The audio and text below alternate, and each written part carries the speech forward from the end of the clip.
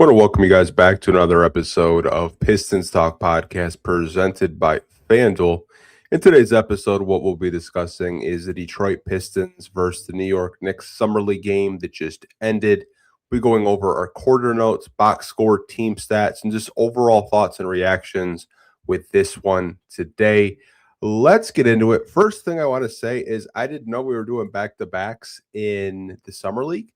I was kind of surprised. I know the Pistons had a couple of days off, but I was like, wow, we're playing again. Back to backs in Summer League. That's not crazy. But first quarter, Pistons were off to a slow start. They really couldn't get anything generated at the rim early on and had a lot of turnovers in the half court sets. Ebuka Okorie had probably his best quarter in the first quarter, I will say, had 8 points early on, mid-range jumpers, some really great takes to the basket off glass. And Chaz Lanier was still an absolute flamethrower in this game. Had another great shooting night. Was 3 from 3 from the field, and the Pistons were able to have a 4-point lead after the first quarter. Going into the second quarter, the Knicks started hitting more threes, and they fought back, and they had a lead for the first time in the second quarter. Their other lead was 12-11 in the first quarter, but they were really just passing the ball, sharing the basketball. Sellers and Nickel, especially Nickel, was just hitting his threes. They go on a 15-3 run. Chaz Lanier's three-point shooting helped the Pistons stay within somewhat of a range. He had 6 threes just in the first half. So he hit 3 threes in the first quarter.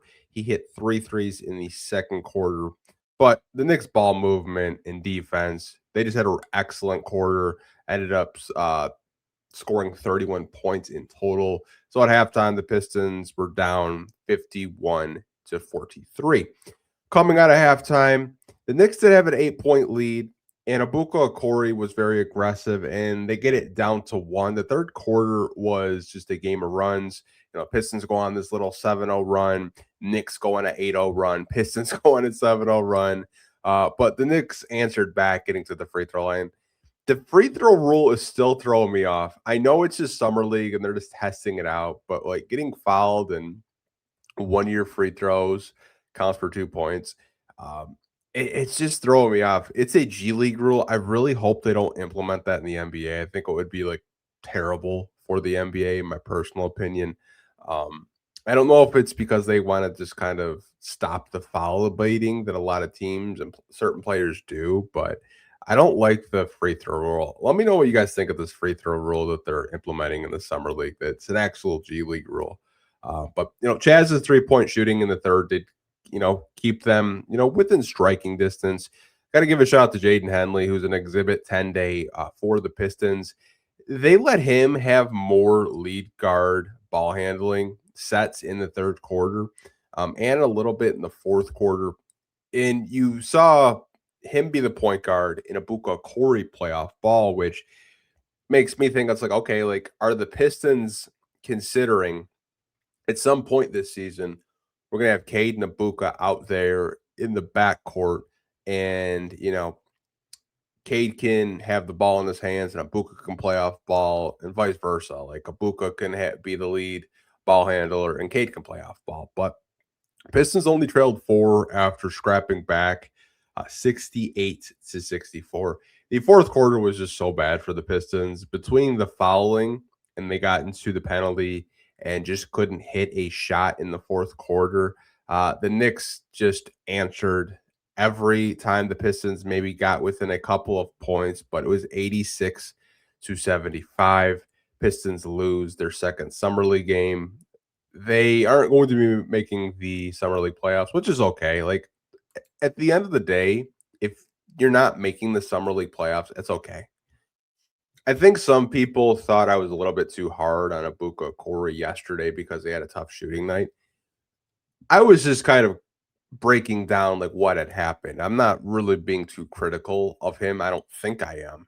Anyways, he had another night where it wasn't the best shooting night. We'll go over the box score and you guys can see it. Like just overall, a lot of players struggled. Like Bryce Williams, who was an absolute flamethrower yesterday, Shot 18% from the field. He was 2 out of 11 from three, 1 for 8 from three, and he was a minus 23 in the plus minus, only had 5 points.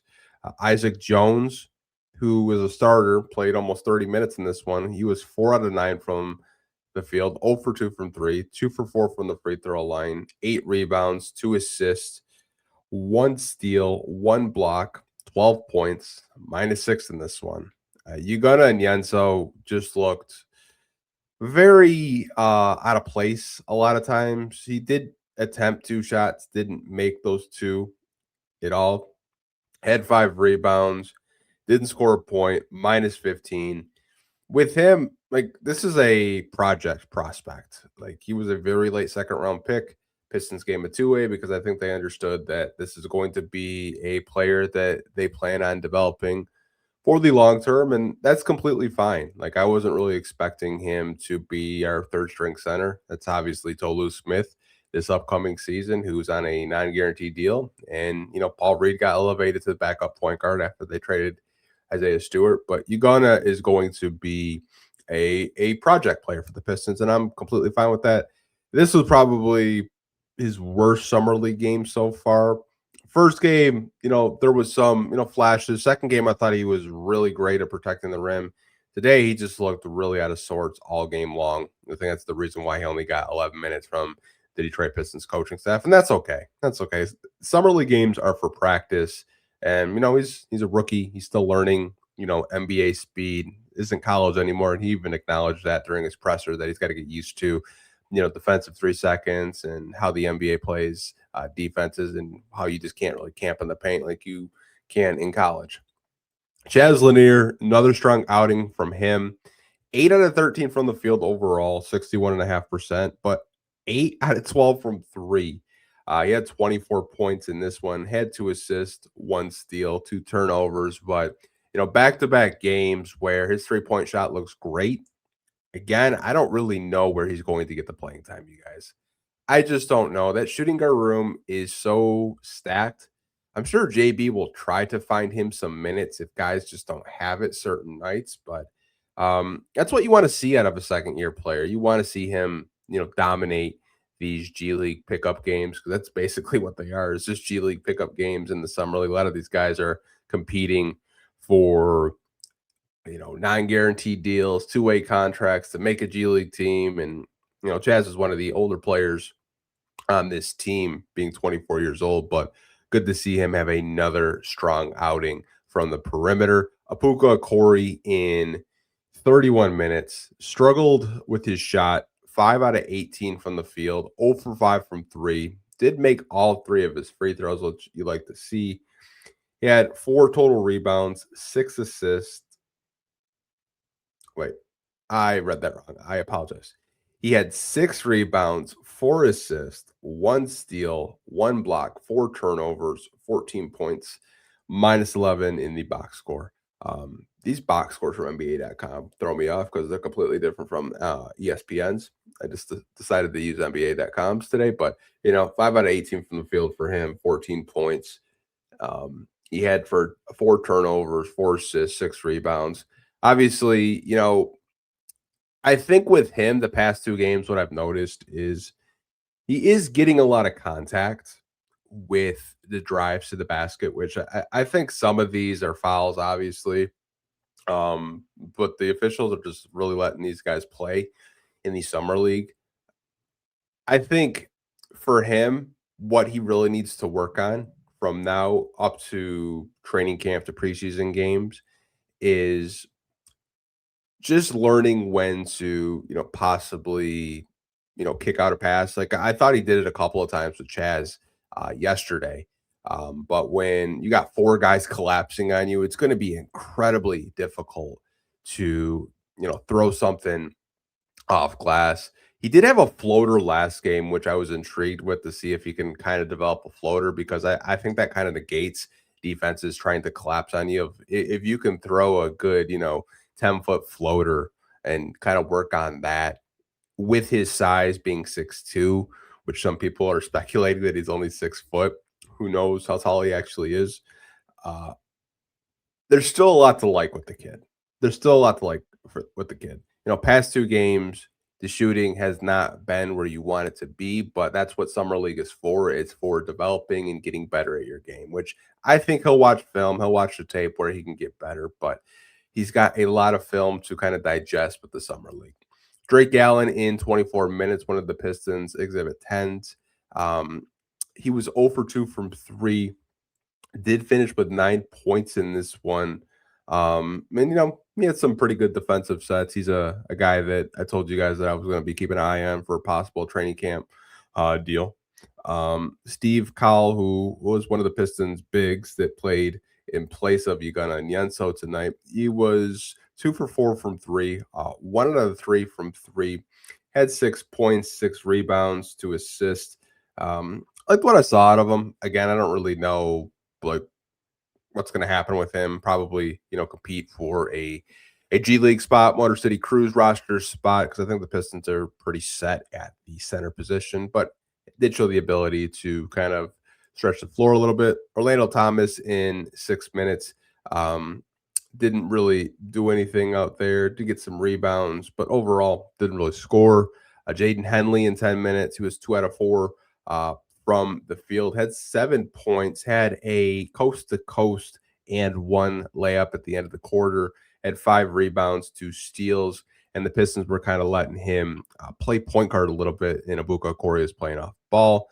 Bashir Jihad got 5 minutes in this one. Haven't really seen him too much. He was a G League guy that actually played with the Hawks G League team last year. He had 2 points, but 1 rebound, 1 steal, 1 block. Didn't really get that much time. So he's a guy, probably a Motor City Cruise guy that, kind of keep an eye on. Corey Stevenson, 6 minutes, 1 out of 2 from the field. Did attempt 1 3, didn't make it. Did grab 1 rebound, had 5 points as well. This is the first game that Roddy Gale Jr. did not play. So that's interesting. Because he has not missed a shot in these summer league games so far, which I was kind of surprised not to see him out there. But if you guys kind of look at the team comparisons, Knicks had 86, Pistons had 75.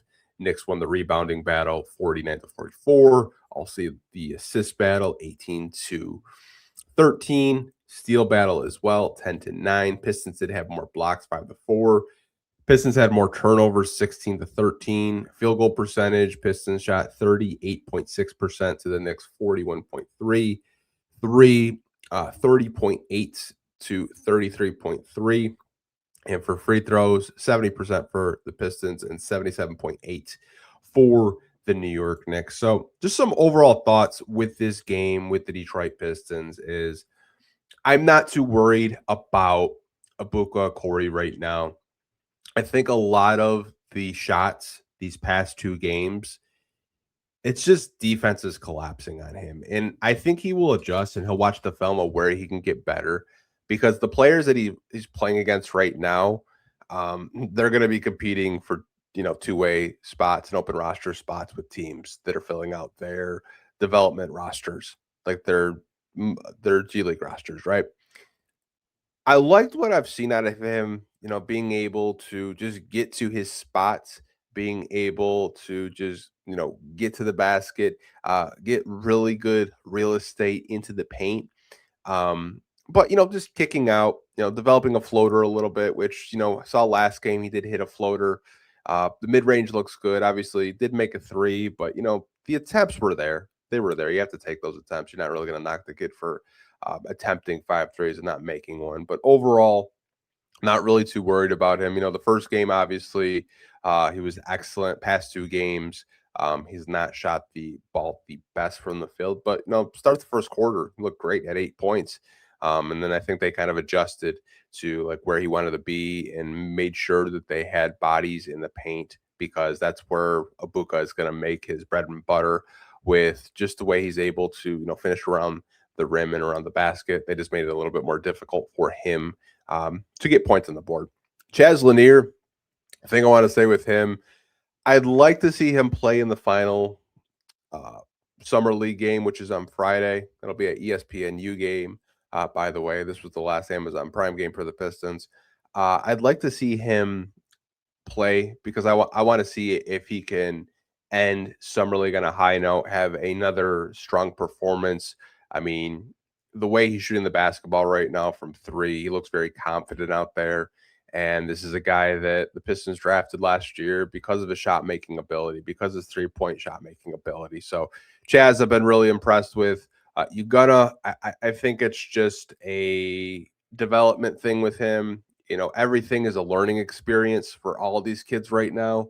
They're learning what NBA action is like, but Ugonna in general, I think this is probably more of a learning experience for him with NBA conditioning, learning how to communicate, drop coverages, being able to close out on more mobile bigs. And because the Knicks did have some mobile bigs tonight that were kind of carving them up throughout the game. But overall, like you like the process of some of the actions that he's had in these three summer league games. Today, he just looked really lost out there, and that's completely fine. Like, you're not really putting too much stock in these summer league games. You just kind of write stuff down, what they can work on, and what to look for in training camp that they'll start in about 2 months or so. But before we do say goodbye to you guys on this post-game podcast episode, I have to hear from our sponsors over at the FanDuel Sportsbook. And we have 2026, 2027 NBA Eastern Conference number one seed odds, you guys. So the New York Knicks are the odds-on favorite, defending champs at a plus 310. The Boston Celtics are at a plus 430. I still don't get the hype with the Boston Celtics. It's just infuriating to me. I know you're getting a healthy Jason Tatum, but their roster is going to look a hell of a lot different. Look where the Pistons are at, you guys. Third best odds to have the number one seed in the East with the offseason that we've had at a plus 450. I was kind of surprised when I saw this earlier. Cleveland is below the Pistons at a plus 750. Then you have the Philadelphia 76ers at a plus 850. Toronto Raptors at a plus 950. Then you have the Miami Heat at plus 1200. The Orlando Magic at a plus 1700. Along with the Indiana Pacers at a plus 1,700, Atlanta Hawks at a plus 2,200, Charlotte Hornets at a plus 5,000, and the Washington Wizards at a plus 17,500. But was pretty surprised to see the Pistons with the third best odds to be the number one seed in the Eastern Conference. I still don't understand the Boston hype. Maybe someone can try to sell me on Boston. I get you're getting Jason Tatum back, but you lost Jaylen Brown. You still have Derek White. You still have Peyton Pritchard. Is Mitchell Robinson going to be your starting center? You re-signed Kada. Like, their offseason's kind of been pretty underwhelming to me. Like, are you really selling like Paul George as like a long-term fit next to Jason Tatum? I just don't buy Boston this year is a top seed. I think they'll make a playoffs. I think they'll be a playoff team, but I was surprised to see them so highly ranked. I think it's just kind of just like recency bias too, with the Celtics just being as good as they've been, throughout the past few seasons in Eastern Conference standings. Like, they finished as the second seed last year with Jaylen Brown leading them. I want to see what Jason Tatum looks like, coming off that Achilles injury. I know he did come back, but I want to see what his conditioning's like. I could see Philly being a higher seed than Boston this year, and I wouldn't sleep on Indiana either.